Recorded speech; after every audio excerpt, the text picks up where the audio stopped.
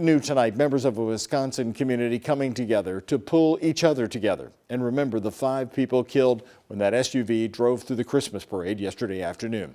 Dozens more were hurt. Some of the most seriously injured are children. Tomorrow, the suspect in the case is expected to have his very first court appearance.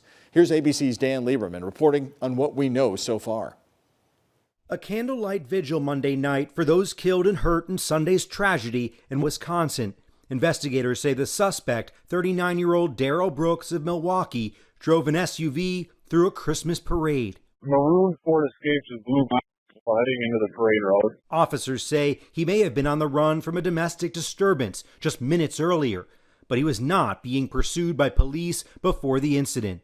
This is not a terrorist event. Law enforcement officials thanking the community, saying citizens and officers alike put the injured in cars and rushed them to hospitals. It was just carnage, likening it to a war zone. Some of our first responders were there with their families. They left their families to treat people. A police officer fired shots at the SUV, but stopped firing because of all the people who were there.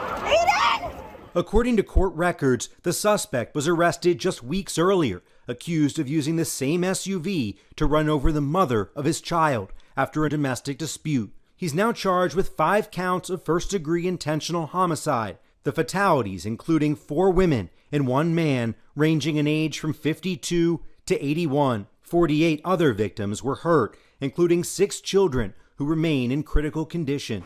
President Biden speaking on the tragedy Monday. Last night, the people of Waukesha were gathered to celebrate the start of a season of hope and togetherness, and I'm sure all of us pray that that same spirit's going to embrace and lift up all the victims of this tragedy. Dan Lieberman, ABC News, New York.